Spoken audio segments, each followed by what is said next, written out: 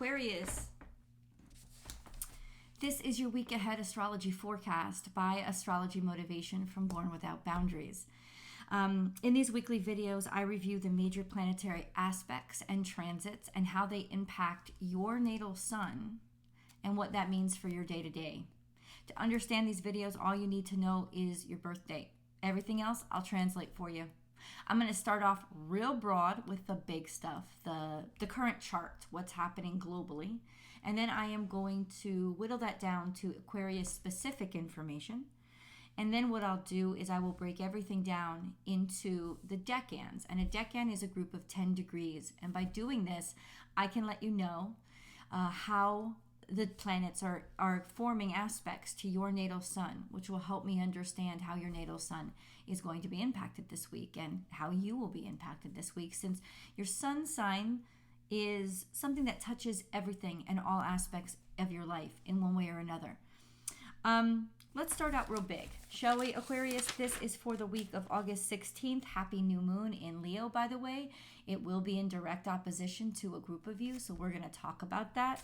August 16th to the 22nd of 2023. So the big stuff is, let's start off with the big one, the new moon. It is a beautiful new moon, but quite contradictory, surprising, and maybe refreshingly different. There is an air of frustration in the air. Let's talk about all of this. So the new moon is in Leo at 23 degrees Leo.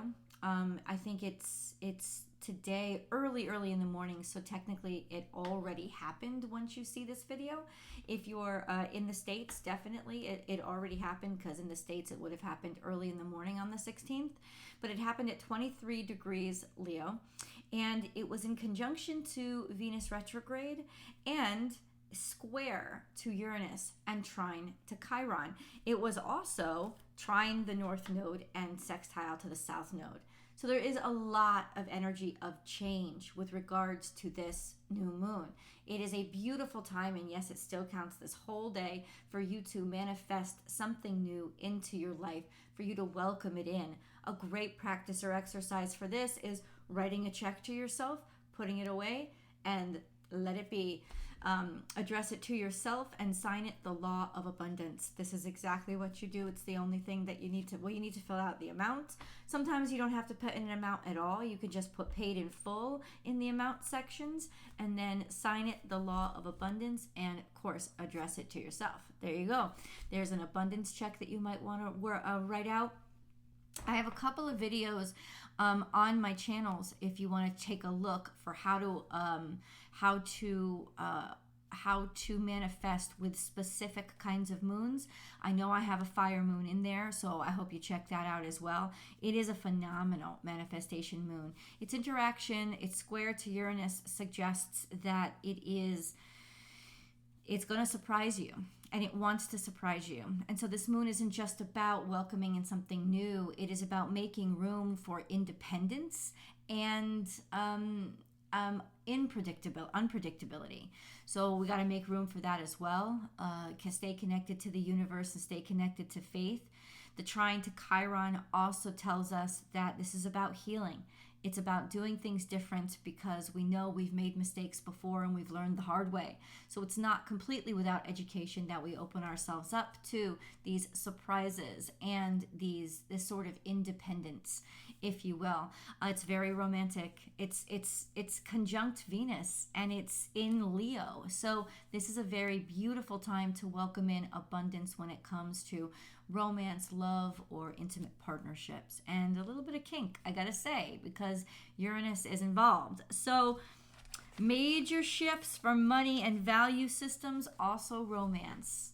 Let's do it. Okay, Aquarius, what else is happening? Well, for the rest of this week, I've got to say Venus is going to be square to Jupiter. Venus is actually square to Jupiter during the new moon as well. What does that mean? It means indulgence. It means decadence. It means kind of being excessive. So do you spend too much money? Are you spending too much money? Are you eating too much? Are you drinking too much? This could be very celebratory. It is very optimistic energy. It can just be very indulgent and decadent energy. And so it's very particular right now to watch watch it, that you don't spend the mortgage check, is what I'm saying. We have all week long Mercury conjunct to Mars in Virgo, which is a highly productive energy. It is very pedantic, hardworking, precise, scheduled. It's a great time to put things in all the proper boxes. It's a great time to carve out logistics and blueprints. It is a wonderful time, but Mercury is in its shadow period because by next week, on the 23rd, so the day after the span of this week ends, Mercury will officially go into retrograde. So the shadow period can sometimes be rougher than the retrograde itself, so it is slowing down. And then we have an opposition to Neptune right across the way. And an opposition to Neptune is I think, worse than Mercury retrograde, because an opposition to Neptune really fogs the brain. And when it comes to an opposition to Mars, and since they're both conjunct, we have to consider both that energy. This is a sense of making plans or speaking as if fantasies or delusions were realities, and sort of living that out loud. And it may be conscious, it may be people are doing this on purpose, and maybe people are doing this not on purpose, because Neptune deals a lot with the subconscious as well. So they may not even be realizing that they're making plans based on fantasies, or phantasms, or even in some ways paranoias. And that's really troublesome because from the outside, it's really easy to fool people. It's especially easy to fool people if the person has confidence and actually believes what they're saying. But then there's that nefarious energy of what if they know they're lying, but it's still easier to fool people. So we need to really understand that there is deception and there is BS in the air this week and into the following week, because, this energy will last a while. By the end of this week, we have another kind of difficult energy in the air as well. This is Saturn. Saturn is going to be in opposition to the Sun. And that's from the 22nd all the way through the 3rd of September. So it will last a bit, and it can strain the way that we feel about who we are, making us feel like, we just went through this beautiful new moon, which of course involves the Sun, where it's square to Uranus and it wants to break free, and then it runs into Saturn and it says, no, you can't have this, you can't have this, you can't have this. And that very well could be the deception, this deception that we have to continue to listen to this BS. But it could also be a wake-up call in some ways of, it's not BS. This is what we have to deal with in order for our freedom to be won. And so I think slow and steady wins the race. Set your course and don't deter from it, but don't let anything put you off it or make you so afraid that you make a hard right or a hard left turn and you get off the course, because you can achieve it. You just may have to be a little bit more tenacious over the next couple of weeks and move a little bit slower, which you should be anyway, because we're full-blown retrograde season. Mercury and Venus will both be in retrograde.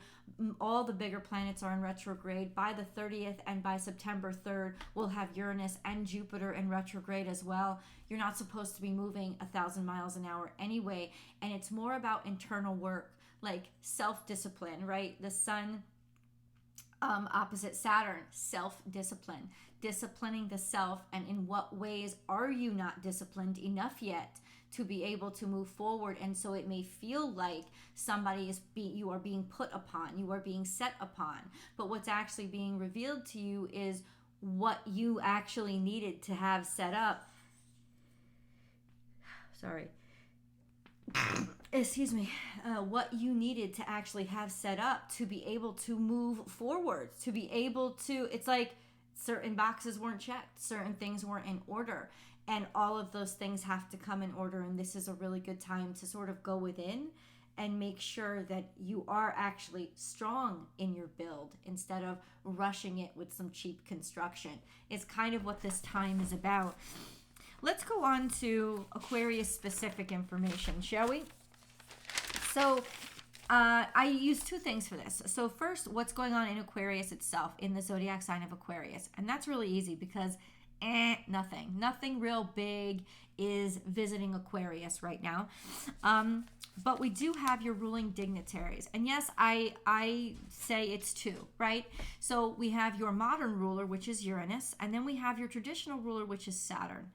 And you are very much a fixed sign, and you are very much a traditionalist. So even though you like to be outside of the box, this is kind of, it's like you still, you have that box right in your peripheral vision to make sure that you stay outside of it. That's that kind of energy. So let's talk about Saturn. So Saturn, this week on the 17th is going to be in opposition to the moon, which is really interesting because then a couple days later it goes opposite the sun.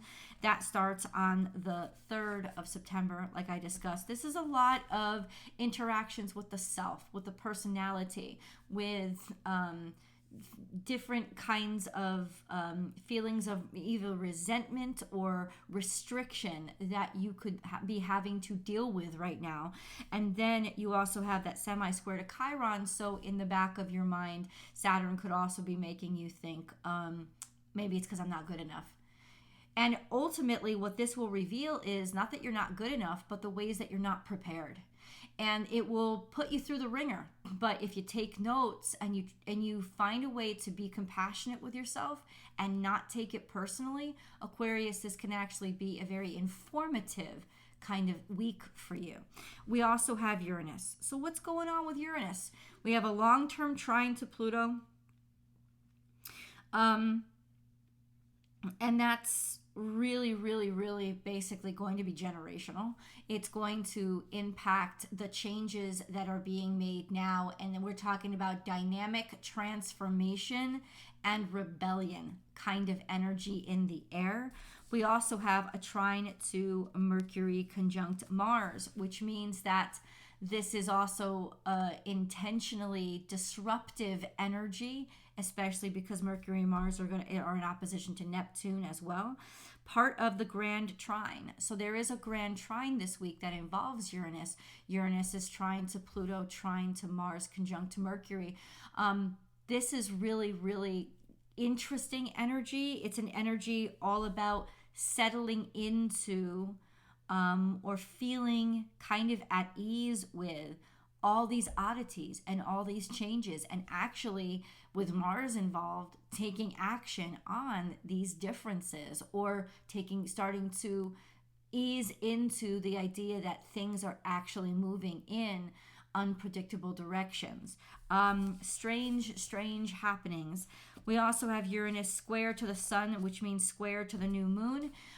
That is bringing a sense of personal rebellion, a personal revolution, personal sort of awakening to a desire for independence and individuality. And then we also have a sextile to Neptune, which is long-term. Long-term sextile to Neptune is Neptune sextile Uranus, anything can happen. This sense of absolutely brilliant. So, Neptune is this brilliant philosopher, brilliant spiritualist, and then Uranus is this brilliant mathematician, almost, inventor, creator. So there is, with a sextile between the two of them, there's really nothing that you can't figure out or get done, but it's not the common answer. It's not something that's been done before. It's something revolutionary and brand new, like straight out of the dream realm, that kind of energy. So anything is possible. Let's break things down into the decans. So if you know that your natal sun is between 0 and 9 degrees Aquarius, you are an Aquarius 1 because your natal sun sits within the first 10 degrees of Aquarius. If you don't have your natal chart and you don't know what that means, this correlates to birthdays that are basically January Aquarians. Anyone born between January 22nd and the 31st would be an Aquarian 1. Only if you're at the cusps, which would include Aquarius 21st, if that is your birthday, 22nd and 23rd. Your natal suns are conjunct to Pluto, square the nodes, and sextile to Neptune still, though that's loosening up a bit, but because Neptune is in retrograde, it's retrograded back to 26 degrees, I think, Pisces now. So what does that mean? You are at the front row seat to the changes, and there's going to be a lot of stirring and difference happening to who you are, since it does reflect your sun sign. So it's not that you just notice things outside of you happening that are different or surprising to you, but you yourself are recreating and reinventing who you are. You are moving and finding that you're acting very opposite than what you used to. Your comfort zone is shifting. You are becoming more consciously aware that you can make a difference and that you can do something about what you want and about making changes in your life. And the answers along that line are coming to you. This is a very powerful, I would say, next couple of 6 months, especially with the nodes, with that conjunction to Pluto and sextile to Neptune over the next 13 years. This is a very transformative energy for you overall. Aquarius 2, if you know that your natal sun is between 10 and 19 degrees Aquarius, it falls in the second decan of Aquarius, and you are Aquarius 2s. So Aquarius 2s, your natal suns are sextile to Chiron, meaning inspiration and motivation because of the pain that you've suffered or challenges you've been through, sharing and distributing that knowledge with others so you can help them too. That would frame your life right now and would have been for the last couple of years. You'll especially be feeling this if your birthday is around the 9th, 10th, or 11th of February. So your birthdays would be from February 1st to February 11th. That's sort of the range of Aquarius 2 birthdays. This week and for the next couple of weeks, your natal suns are also square to Jupiter, which is a very optimistic energy, but it can be a self-indulgent energy of having a little too much confidence in yourself without having really earned that confidence. So it's almost like a feeling of getting ahead of yourself or expecting too much. So watch out for that, but definitely keep that optimistic edge and a sense of, yes, I can do it. I'm just going to give myself the time to do it. And then we have an opposition to Venus. And during this new moon, which is Venus is conjunct the new moon. So your natal suns will be forming an opposition to Venus. So there could be major stirrings in your love affair, in your love life, that disrupt your life in some way. A rebellion, a natural rebellion against maybe what you feel stuck in all of a sudden, or what you're not interested in, or finding that your desires or what you're attracted to is drastically changing, right? Or having a compromised sense of value. Since Venus is in retrograde, things could have slowed down to the point where you are being discouraged in a lot of ways. So this could really be a time where you confront all of those things, all of those feelings, allow yourself to purge them to make room for faith. God, please, I am open and receptive to real value, real love, real connection coming into my life. Would be a great manifestation for you to use today. Let's go on to Aquarius 3s. If you know that your natal sun is between 20 and 29 degrees Aquarius, you are Aquarius 3s. This correlates to Aquarius birthdays between, I would say, February 11th and the 29th of the month, since February does end a little bit early. Pisces cuspers would be the 29th, no, where have I got that wrong? Oh yeah, I got that wrong. I'm sorry. Let me go back, because that's Pisces. It would be birthdays between the 12th and the 22nd of February. That would definitely be you guys. No. The 19th is usually when Pisces starts, isn't it? Yeah, I get a little confused with February. So it would be like, say, the 11th or 12th of February all the way through, say, the 19th or 20th of February.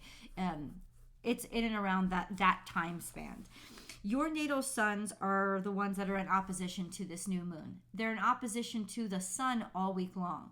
The new moon only lasts for, really, it's only lasting for this day. What does that mean? That means that there is a resistance somehow. There is a resistance to anything old or anything that is it's like an overwhelming sense of being restricted, an overwhelming sense of I need this new thing in my life right now. I need a change right now. Since your natal suns are also trying to Uranus and have been for a while, this will make you definitely outside the box, you know, and challenge the new to the point of maybe people aren't even ready for this yet. You also have a quincunx to Mars and Mercury, which means there could be frustration or trouble getting things done. Knowing that you want to get things done, but having trouble getting things done. I would say for you guys, in terms of opposition to the sun, that could compromise your own sense of self-esteem. Opposition to the new moon could compromise your own ability to release in order to make room for the new. So this is a very active time for you that I think is going to reveal to you what you want to change, or that you want change to begin with. And how that looks right now, you may not know. You may not really completely be able to understand for this week into next week. But what you should know and believe is that there is a lot of frustration that's stirring in you. And to honor that, you should at least listen to yourself, journaling, writing things down, allowing the thoughts or the proclivities to come out, and to, you know, just look at them and almost speak to them. You don't have to make decisions on them, but at least let there be a contemplation. Because the frustration is very, very real. And I think you're going to get activated this week to make change, to want to change immediately. But an immediate change right now is not recommended. We're in retrograde season. There is that opposition to Neptune between Mars there's that opposition from Mars to Neptune. This is not a great time to take action. So what it is a good time is to take down information and to take action on what you may need to readjust or reassign inside yourself. Is a great way to look at this. So you let me know in the comments below, guys, just how you're feeling and how you're experiencing this energy. Please remember to subscribe to this channel, and then come on over to Born Without Boundaries Tarot for your week ahead tarot card reading. I will see you guys there. Bye, Aquarius.